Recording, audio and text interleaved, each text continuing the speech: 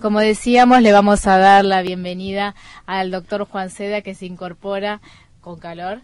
Pero bienvenido, Juan. Y mientras que estábamos acá en el corte, haciendo alusión a esto de la grabación del programa, a que esté la intérprete en lengua de señas que está con nosotros ahora, Mónica Pérez. Y qué importante sería incorporar esto en la universidad. Y yo había hecho el comentario antes que los ibas a retar con esto del paradigma, porque usamos el paradigma. Entonces María Silvia decía, no, pero acá se aplica la palabra paradigma. Pablo también decía que se aplica, y vos ahí con tus explicaciones, pues debo decir que el doctor Juan Seda es además antropólogo, entonces estás ahí con la utilización de la palabra paradigma, y también con esto de la capacidad y el trabajo que has realizado vos dentro de la colonia Montes de Oca, que justamente son, creo yo, aquellas personas que están más cuestionadas desde el lado de reconocerles la capacidad jurídica, ¿no es cierto? Bueno, buenas tardes. Un gusto estar aquí compartiendo con tan notables colegas. Me dijiste son como varios temas en principio. Yo lo que quiero hacer como la salvedad respecto de la palabra paradigma, cada uno usa las palabras que quiere. O sea, no hay una policía del lenguaje ni una aduana del lenguaje. Sí digo que en términos quizá académicos, paradigma significa otra cosa de la que estamos acostumbrados a entender en el mundo de la discapacidad y de derechos en general. No es una palabra que venga del derecho y se usa mucho en derecho. Yo me acuerdo cuando se habla del cambio de paradigma en los derechos del niño, el cambio de paradigma en el modelo familiar. Y me parece que hay otras palabras un poco más precisas. Paradigma tiene más que ver con una disciplina y con las formas de investigar dentro de una disciplina. Pero esto es una acepción que viene más del ámbito académico y de las ciencias sociales. Después cada uno puede usar la palabra que quiera y finalmente la cuestión es entendernos. Seguro.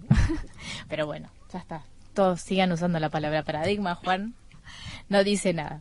No dijo qué palabra sería útil, porque claro, realmente sí. Es verdad, quizás no sería también útil conocer. Claro, ¿cuál debería ser? Lo que pasa es que se habla para muchas cosas, o sea, y acá sí quizá tengo un poco alguna crítica con la palabra paradigma, con la palabra modelo también, y es que a veces tratando de explicar y comunicar esas palabras que tienen tantos sentidos, terminan un poco dándole un carácter ambiguo a la comunicación y uno parece que estuviera de acuerdo y por eso es tan fácil y tan difícil a su vez comunicarnos, porque parece que uno escucha discursos y va a un congreso de discapacidad y todos dicen lo mismo. Y yo quisiera saber si realmente cuando vamos al caso concreto, a la situación concreta, realmente opinamos lo mismo de cada situación y de cada solución que se puede dar. Lo que pasa es que como un poco la forma de hablar que un poco ha invadido al mundo académico del lado de la política, en la política el objetivo es tratar de quedar bien con la mayor cantidad de gente posible, convencer, convocar, y el mundo académico tiene otro objetivo que no tiene tanto que ver con la militancia y tiene, por supuesto que puede haber posiciones, pero tiene que ver con la explicación compleja de fenómenos sociales y no siempre el académico tiene que quedar bien con el auditorio. Y estamos un poco invadidos, yo sé que se van a enojar algunos con lo que digo, pero estamos invadidos por el discurso político. Entonces estamos enamorados de las leyes.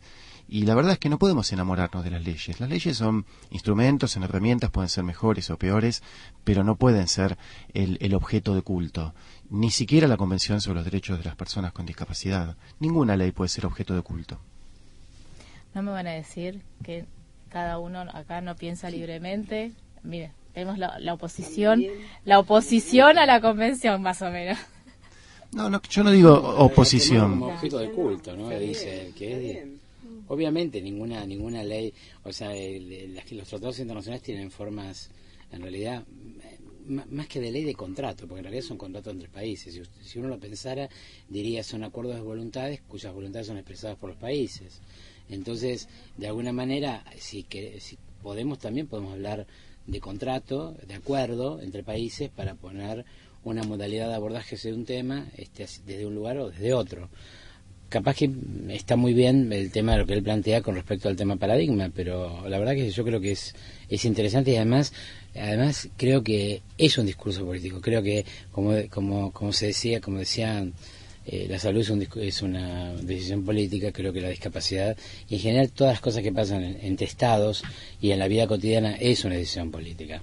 y no hay que, creo que no hay que sentirse, digamos, agraviado pensarlo desde el aspecto político. Quizás lo que sí es esta diferencia entre la política de lo cotidiano y un desarrollo de un pensamiento político, que yo creo que los tratados internacionales lo tienen. De hecho, cuando 154 países africanos, europeos, americanos se ponen de acuerdo mínimamente en ciertas reglas, es toda una cuestión, ¿no? Es un tema que hay que tener en cuenta como un acuerdo de voluntades, como nada más que, bueno, después hay que llevarlo a la práctica en cada país, con cada idiosincrasia y con cada cultura, ¿no? Eso es. En realidad también, con relación a los tratados de derechos humanos, lo que tienen de particular es que no solo son un contrato entre países, sino que es un contrato entre el Estado que lo ratifica y todas las personas que viven en su territorio. Y el Estado es responsable internacionalmente si no cumple con esos tratados de derechos humanos respecto de las personas que viven en ese territorio. Entonces, por supuesto que no como objeto de culto, pero que son una herramienta para transformar el mundo. Sin duda que son una herramienta para transformar el mundo. Además, lo interesante que tiene es que con una dirección, un mundo más justo, un mundo sin discriminación, ¿no? Un mundo donde el principio de igualdad se puede en algún momento llegar a lograr, ¿no? Es como un norte, hacia allá vamos. El Estado argentino acaba de ser condenado hace muy poquito en Furlan y Familiares versus Argentina por la Corte Interamericana de Derechos Humanos, y ahí la Corte le dice: el Estado discriminó, de hecho, es un caso de discriminación de hecho por violación de las garantías judiciales. Gravísimo, gravísimo. Y en ese caso la Corte Interamericana dice que el Estado debe aplicar el modelo social de la Convención sobre los Derechos de las Personas con Discapacidad. Entonces yo creo que, ¿cómo lo tomo este fallo? ¿Y por qué lo menciono? Porque es una herramienta poderosísima para nosotros que estamos luchando por una transformación social profunda, porque la Convención no está sola, está con la Convención sobre los Derechos del Niño, con la Convención sobre los Derechos de los Migrantes, la Convención contra la Tortura, la Convención contra la Discriminación de Raza, es decir, luchas todas ellas valiosísimas en sí. Entonces, estos instrumentos tan poderosos que obligan al Estado, ¿no?, respecto a las personas que viven en su territorio, y que esas personas los pueden usar, porque si sus derechos se violan en el Estado, agotadas las vías judiciales internas, vos podés reclamar tus derechos en un espacio transnacional. Y está interesante, no significa que te invaden, ¿no?, poderes que son extranacionales, sino que es una herramienta más que tiene el particular, la persona que vive en ese territorio, para que el Estado cumpla con ese derecho, ¿no? A mí yo lo veo como, al derecho, como juez lo veo como instrumento, ¿no? Yo cuando me entero de una sentencia de la Corte Interamericana como esta, pienso, un instrumento más para poner en mi valijita de lucha. Eso pienso. Sí, en la realidad la valijita que todos tenemos que llenar, y como abogados formarnos justamente con todo esto que vos decís, y que planteaba Pablo, ¿no?, la necesidad de formarse para evitar, ¿sí?, para reclamar ese derecho que está y que en realidad si no lo ponemos en práctica no se usa. Y también construirlo, ¿no? Nosotros Claro. En la reunión de hace un mes del comité de la OEA vino la red de la Universidad de Discapacidad, se presentó por un tema de educación inclusiva, y fue, por ejemplo, como relator del comité, una de las cosas que los países informan en el cuestionario es la falta en las currículas universitarias de la temática de discapacidad. Como seguramente otras, pero bueno, el comité trabaja esta en particular. Y el hecho de que existe una red inclusiva, de educación inclusiva de universidades en la región, siempre de alguna manera tienen un marco que es porque la verdad que educación inclusiva surge fuertemente de la Convención. Y un poco lo que dice María Silvia, ¿no? Para el cotidiano, para lo cotidiano, a lo mejor a uno le parece que es una norma, pero los tratados establecen ciertas reglas mínimas. Y yo creo que en la Convención, particularmente el reconocimiento de la capacidad de las personas con discapacidad, es la regla mínima que se pide que todos los estados que asumen ese compromiso la cumplan. Y esto es con la continuidad de la lucha de las políticas de las mujeres, de un montón de grupos que durante décadas han intentado ir modificando con más o menor éxito, pero indudablemente yo creo que los tratados a veces ayudan a consolidar los discursos, ¿no? Porque las convenciones a veces surgen después de muchas dificultades, de muchas peleas, de armado un borrador, tratar de acordar criterios, y sale un producto final, que en realidad es producto de los debates, lo que ejemplifica es ese marco. Sí, comparto con Juan que uno como abogado también, cuando yo era joven me enamoraba de las leyes. Y sí, eran maravillosas, creía que se cumplían. La verdad es que ahora pienso que hay que hacerlas cumplir. O sea, pero que estén es una ventaja, porque no todos los países tienen leyes o tratados de derechos humanos. Entonces, el hecho es que, aun cuando uno es joven o uno tiene unos años más de experiencia, de alguna manera no te enamoras igual, como nos pasa a las personas en general, pero sí, de alguna manera creo que nos da la posibilidad de contar con la herramienta. Si no está, no tenés esa herramienta que decía María Silvia, y también, bueno, ese enamoramiento que, Juan, tenés que enamorarte un poco de los tratados y de las normas, porque la verdad que tienen su encanto. Ya sé que no es lo mismo que de las personas, pero bueno, por lo menos creo que es necesario. Porque además, además creer que de alguna manera nosotros estamos construyendo una estructura de convivencia que nos lleva que aparte es interesante, porque estamos pensando las personas con discapacidad como personas, como vos veías, como vos describías muy bien en el trabajo de tu tesis respecto a las que están internadas, y pensar que hoy la Colonia Montejo que está haciendo un trabajo de externación, de casas de medio camino, y que esperemos que dentro de 10 o 15 años tenga un resultado donde no existan más. Yo creo que hay que ser positivo en eso. Hay que ser optimista. Aunque digamos quizás no lo veamos del todo, pero sí creo que eso, si no funciona el proteger, no funciona el encerrar, no funciona, entonces bueno, practiquemos otro paradigma nuevo que nos lleve a pensar una vida donde la convivencia sea distinta, ¿no? Sin enamorarnos, porque sabemos que el amor siempre nos lleva a resultados difíciles.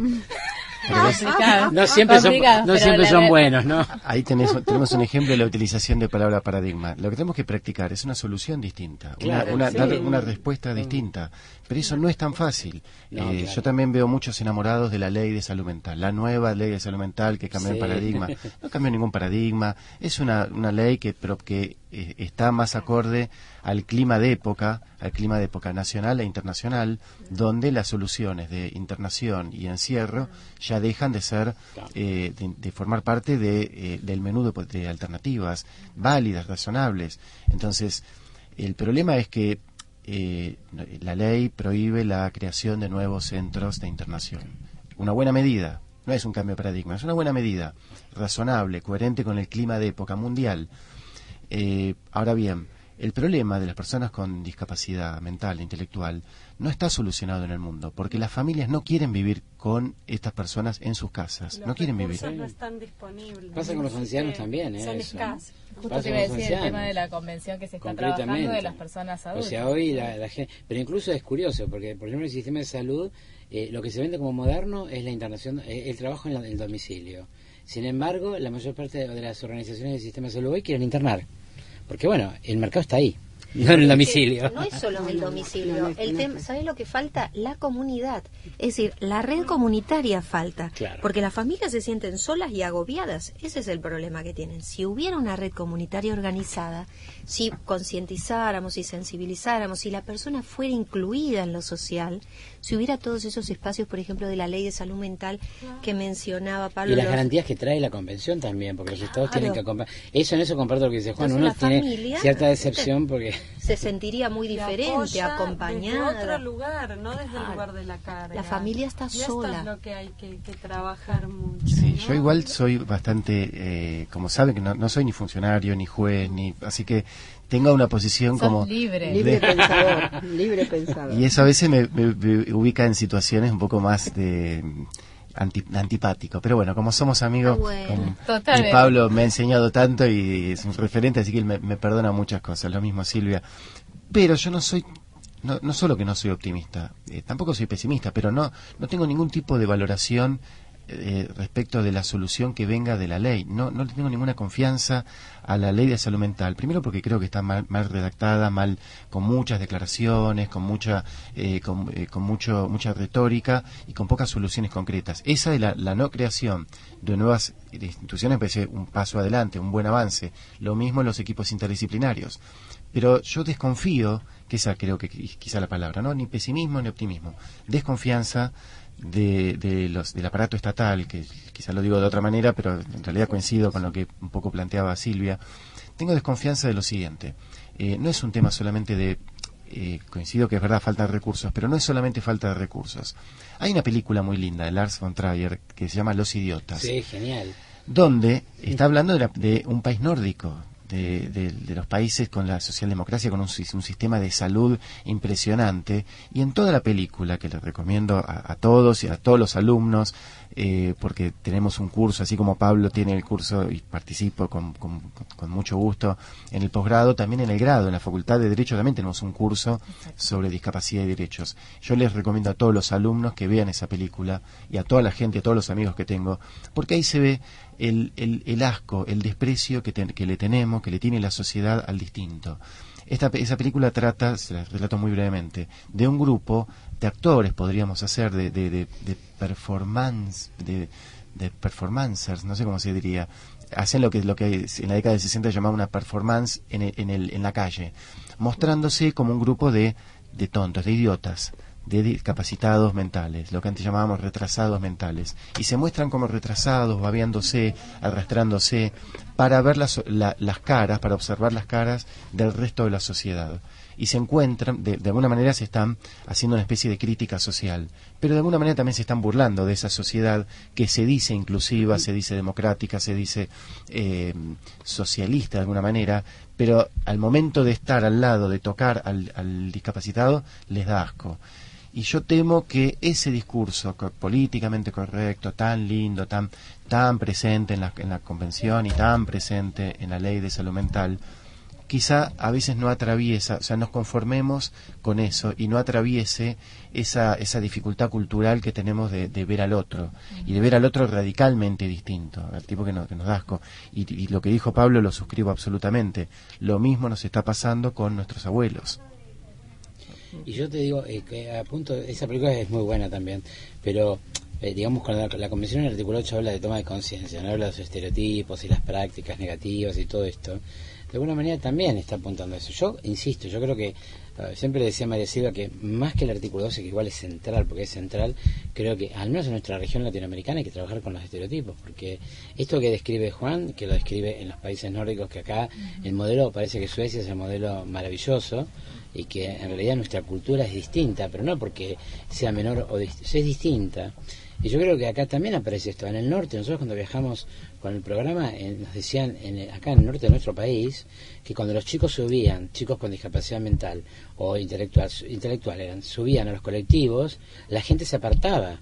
Y estamos hablando de norte Argentina, no estamos hablando de ni siquiera un país nórdico, estamos hablando de, digamos, de apartarte un poco como lo que plantea Juan. Ahora, yo lo que creo también es que trabajar con esos estereotipos también es para trabajar con muchas cosas mucho más sencillas, los obesos, los feos, porque estos son estereotipos que claro, no, o sea, pero aparte esto de los estereotipos que son hasta ridículos, obscenos como esto, ¿no? Pero que en realidad son dificultades que preexisten. Ahora, sin perjuicio de eso, creo que si uno puede trabajar con estos estereotipos, que va a llevar un trabajo previo que los estados no están tomando, porque la verdad es que lo cualitativo no se mide tan fácil como lo cuantitativo. ¿Cómo medir si yo avancé o no en los estereotipos? Pero sí puedo medir si asistí a tantas personas y cuánta plata di o cuántos subsidios di. Lo que no puedo es pensar con claridad cómo medir, pero lo cualitativo es lo más importante, porque hoy cuando las personas te dicen que hay que cuidar, proteger a las personas con discapacidad, o lo que planteaba Juan, es cotidiano. Es cotidiano, y de esto también a veces pasa, una derivación puede ser también la de lo que hablamos antes de las familias que internan a sus hijos y que de alguna manera prefieren que el problema se encargue otro. Pero los abogados y los jueces y los médicos y los psiquiatras, principalmente estos 4 grupos que son discursos de poder, participamos en ese aislamiento.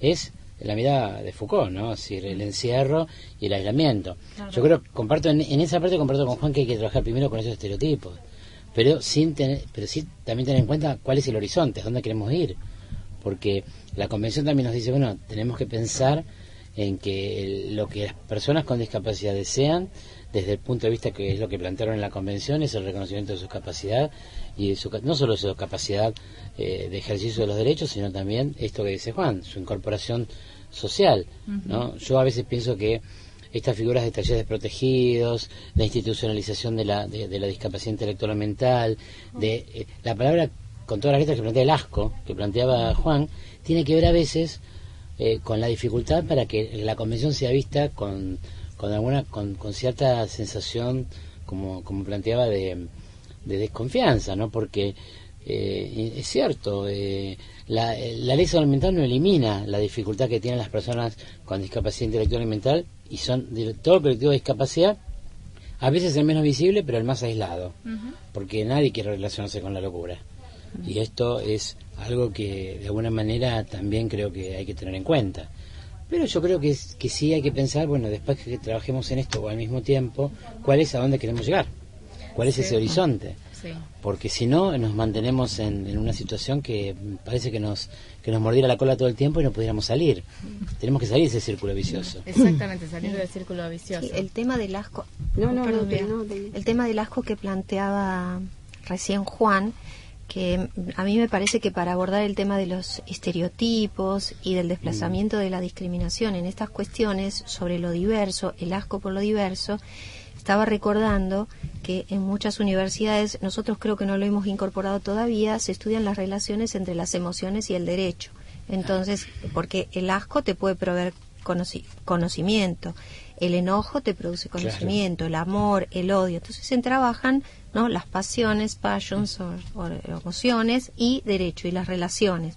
Y otro tema que yo creo que está excluido también de la Facultad de Derecho y que nosotros tenemos que abordar si queremos realmente trabajar discriminación es el tema del cuerpo, ¿no? El cuerpo y las emociones. Entonces, la interdisciplina hoy por hoy es fundamental para dar cualquier clase de respuesta en el sentido en que los tratados, ¿no?, nos han planteado, y que sin duda nosotros hemos elegido porque queremos ese mundo, más allá de que nos cueste lograrlo, más allá de la desconfianza que sentimos por estas emociones que son innegables, pero trabajar las emociones es un tema que me parece no debería seguir excluido de la Facultad de Derecho. De hecho, hoy está incluido en la currícula de gran parte de las universidades, ¿no? Las relaciones entre las emociones, el derecho y el tema del cuerpo.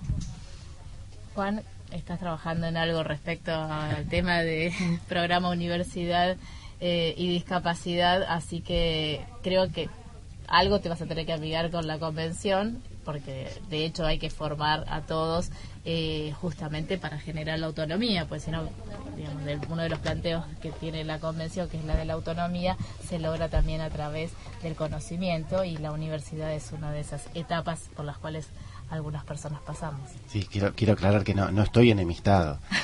No estoy enamorado, porque no me enamoran las leyes. No me enamoro de los textos. Claro, tal cual. Está bien. Él utiliza bien la palabra. Hoy tenemos de todo, tenemos matrimonio igualitario, tenemos de todo. Así que te puedes enamorar de quien quieras. Las personas. No, sí me parece que las ideas son algo de lo que uno realmente puede sentirse atraído, y hay algunas ideas que surgen de un nuevo cuerpo legal que, coincido, no solamente está en la convención, sino está en todos los tratados previos, no solo los que están en paralelo, sino todas las normas que se fueron elaborando incluso desde la OMS, a pesar de esta crítica que se hace al modelo médico. La propia OMS, Organización Mundial de la Salud, fue cambiando de ese modelo que muy bien decía Beatriz, que ya no es médico hegemónico, y quizá a veces queda como resabio la idea de lo médico como mala palabra, pero tenemos que tener un diálogo, porque si no conversamos con los médicos que son operadores del sistema, las políticas nos van a llegar después a la práctica. Respecto de la cuestión de formación, yo trabajo en el área, por supuesto que soy un convencido de que la emoción tiene que estar en todas las materias, no solamente en las materias vinculadas a discapacidad. Uno tiene que enseñar con emoción, y de hecho creo que los docentes enseñan, los buenos docentes incorporan la emoción en el aula. Si no, sería lo mismo estar con un libro en su casa, un alumno, o incluso con el material online. Para que pase algo, para que se produzca un conocimiento significativo, el estudiante tiene que sentir que eso lo afecta en su vida, tiene que haber un anclaje. Esto no lo estoy inventando yo, lo han dicho mucha gente que estudió la forma en que aprende el ser humano, y la idea del anclaje con un conocimiento previo tiene que realizarse a través de una mediación, y esa mediación es justamente la participación del docente, y el docente tiene que lograr no solamente emoción respecto del alumno con los contenidos, sino emoción hasta con sus propios compañeros, crear un grupo. No sé, alguien escuchaba hace un rato que hablaban de Paulo Freire. Bueno, esta idea del aprendizaje en grupo, si bien Paulo Freire no era especialista en didáctica, pero sí en educación popular, pero la cuestión de el grupo de aprendizaje, eso conlleva emoción.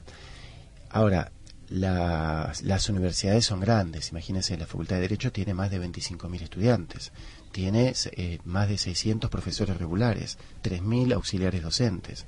Así que todo este proceso de convencer a la gente de cómo dar clase, en el marco también de otras normas que tienen que ver con la libertad de cátedra.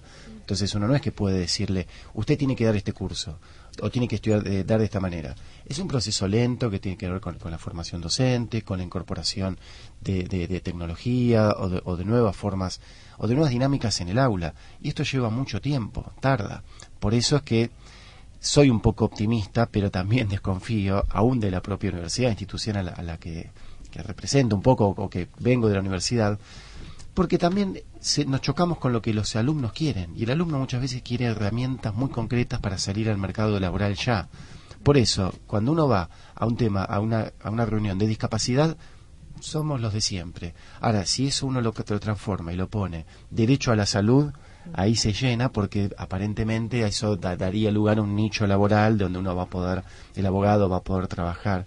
Entonces, estamos tensionados por muchos intereses, que no son solamente intereses fácilmente identificables, son intereses subjetivos, pequeños, micro decisiones que se van tomando en instituciones y en lugares, y por eso no creo, y vuelvo a utilizar la palabra desconfianza, desconfío de estos mensajes, de paradigmas, de modelos. Me parece que hay una tensión permanente en muchos lugares de la sociedad, e incluso, no quiero con esto tirar otra bomba, pero desconfío de la propia categoría de discapacidad. Me parece bien, tiene un contenido político, tiene un contenido de aunar y unificar esfuerzos en pos de determinadas reclamos, pero cuando hablamos de discapacidad, ¿qué hablamos? De una persona con discapacidad motriz, que también incluimos a una persona con discapacidad intelectual o mental, y realmente es un colectivo tan amplio, tan amplio. Hace poco salió un fallo de la Corte donde mezcla el tema de la ancianidad con la cuestión de discapacidad, deterioro cognitivo leve. ¿Desde dónde lo tenemos que tratar? Desde los derechos de los adultos mayores, de los derechos de la discapacidad. Es complejo. No estoy corriendo con esto diciendo, no quiero decir que yo tengo la respuesta. Digo que el colectivo discapacidad es algo tan ficticio y tan endeble que armar categorías teóricas desde ahí, o sea, sirve como espacio político de defensa de derechos, pero no tanto para analizar quizá académicamente qué es lo que está pasando con personas, porque son personas en situaciones totalmente distintas. Bueno, es que, Juan, un juez que dicta hoy una sentencia aplicando el tratado, convencido del tratado, es un activista político. Sí. Estoy de acuerdo. No, igual por otro lado también pienso que un poco lo que vos decías, Juan, las universidades también están trabajando hoy para la salida laboral. O sea, si los alumnos buscan un cartón, lo pueden buscar en cualquier ámbito. Una universidad, hoy la academia concretamente es un ámbito de debate, un ámbito de discusión, un ámbito donde de alguna manera uno pone a prueba espacios. Y hoy la verdad es que se discute poco en las universidades, los alumnos leen cada vez menos, la gente, los docentes leen cada vez menos. O sea, los docentes, un poco lo que vos decías, ¿sabes qué? Yo lo que siento en las facultades de Derecho es que los docentes están enamorados de las leyes, porque no leen nada más. O sea, si vos querés abordar desde la sociología o desde la antropología, que es tu segunda carrera, o la primera, no sé, porque creo que es la primera ahora, tu segundo título, pero si uno quisiera realmente hoy debatir sobre aspectos de antropología, sociología, no digo a fondo, pero mínimamente, la verdad es que se va a encontrar con docentes y con alumnos que no tienen capacitación. Y sería bueno que en los concursos de la universidad, esto que vos decís, se agregue. Cuando los haya, lo vamos a tratar de agregar. Y vos, Silvia, también, y lo mismo, Beatriz. Ustedes conocen la situación. Ayer era entrega, les cuento una breve anécdota, entrega de notas. Yo doy aparte de este seminario en discapacidad y derecho, doy familia y sucesiones. Familia y sucesiones, bueno, lo sabes bien, es una materia clave, muy importante, muy densa. Pero la tratamos de dar con este enfoque de afecto, de integración grupal, bueno, de pensar de otra manera. Último día, después de todo el cuatrimestre, nos reunimos y yo les había avisado, vengan con tiempo porque vamos a hacer una evaluación y queremos discutir y que nos hagan las críticas. Había que sacarle con tira buzón las palabras. Claro. Todos los alumnos querían rápido la nota e irse rápido. Claro. El trámite, es un trámite. Querían irse rápido. Pero esto hay que pensar qué es lo que está pasando en las universidades, pero no solo acá, en todos lados. O sea, realmente, si el docente trabaja con afecto, con lo que vos decís, pero te encontrás con alumnos que de alguna manera quieren la nota o quieren irse ya automáticamente con el título. Y la verdad que eso seguramente, ¿te acuerdas del caso del docente colombiano que renunció porque sus alumnos no podían hilar una idea después de no sé cuántas horas que tenían de curso? Y la verdad es que es deprimente, pero la verdad es que creo que la universidad también hoy se está convirtiendo en una fábrica y en un producto, porque además mucho está a veces guiado. Yo sé que si obviamente uno ve las ofertas de posgrado de todas las universidades y va a encontrar las salidas laborales. Si la universidad de algún lugar no apoya los espacios de debate en temas menos hegemónicos, indudablemente el resultado que va a tener es que la gente quiere un cartón, irse, porque el empleador le recibe un título de familia, pero no de discapacidad o de género o de temáticas muy específicas. Y si la universidad esto no lo logra realizar, entonces tendrá que haber un debate interno de la universidad hacia sí misma, una mirada hacia sí misma y ver por qué hoy un alumno, como vos planteás recién, quiere huir con su título y con su nota y no quiere sentarse a debatir. No sé, uno ve demasiadas películas y ves que las universidades son una maravilla. Yo sé que en el mundo, o sea, uno cuando toma clasificaciones, es decir, en Chile, por ejemplo, ir a la universidad cuesta tanto como porque te dan un préstamo. Antes costaba igual que una casa, ahora cuesta igual que un auto. Lo cierto es que si a mí me va a costar, cuando yo salga de la universidad, un auto o una casa, pagar mi deuda, ¿yo qué voy a elegir? ¿Sociología? ¿Antropología? No, voy a elegir marketing, economía, comercio internacional, ¿se entiende? Entonces, las universidades de alguna manera tienen que de alguna manera estimular espacios de debates en la gente que quiere debatir, porque la que va a hacer una temática muy específica es porque quiere debatir, porque el título de género o el título de discapacidad no le sirve mucho laboralmente, le sirve porque le gusta. Cuando haya responsabilidad social empresaria. Claro, bueno, ese tema está pendiente, pero vos bueno, contabas se viene el tema en la agenda, de los cursos de matrimonio, de sociedad conyugal, de liquidación de sociedad conyugal, que eran multitudinarios, porque bueno, es área laboral. Obvio. Ahora, discutir sobre el tema del parentesco, no en términos más de la antropología, y eso, qué sé yo, queda para otra oportunidad, y esto es un tema, ¿no? Porque lo que pasa es que estamos, creo que, más acostumbrados al fast food, y entonces claro. También es verdad lo que dice Juan en eso. Claro, entonces pero hay que hacer una mirada. Consumimos eso, o sea, en lo que sea, tanto en las comidas como también en el estudio, en la formación. Y bueno, lo mismo de siempre, un poco la mirada hacia adentro de cada uno y tratar de juntarnos en distintos espacios, aunque como dice Juan, somos siempre los mismos, pero no importa, algunos más nos vamos sumando. Sí. Si miran nosotros, bueno, es verdad, eso es medio deprimente, que somos siempre los mismos, ¿no? Pero hay que preguntarse por qué nos pasa esto. Bueno, se va reproduciendo en relación a lo que éramos antes. Viene la nueva generación. Se va, bueno, sí, tampoco es cuestión de tener muchos hijos, demasiado, vamos de a poco. Pero no, yo quiero decir algo respecto a lo que decía Juan, suscribo totalmente. Que estamos como en la etapa del enamoramiento, ¿no? Independientemente de que haya abogados o personas que se enamoran de las leyes en general, en particular creo que con la convención estamos en la etapa del enamoramiento, y en la etapa del enamoramiento, que es donde se desarrolla todo lo que es la construcción teórica de un cambio, de una ideología, de algo a lo que se supone que tendríamos que suscribir, todo es hermoso, ¿no? Como cuando uno se enamora, el muchacho es precioso, es bárbaro, es divino, todo anda bárbaro, la chica son lo los mismo. Primeros meses. Todo es bárbaro, todo al principio es bárbaro. Que somos todos sub 70, porque no, ya pero no nos gusta más el enamoramiento. Disculpen a los oyentes, tenemos todos 50 más o menos. Los jóvenes nos tienen que perdonar. Vos ves todo hermoso cuando estás enamorado, porque claro, pero el enamoramiento también es en tercera edad, como dicen. No, y también lo ves hermoso, lo ves joven, claro. Como que no. Pero lo que quiero decir que pasada esa etapa, cuando uno empieza la convivencia, cuando uno tiene que despertarse todos los días con ese ser amado y tiene que emprender la vida y armar el proyecto de vida y demás, van apareciendo las dificultades que uno tiene que enfrentar.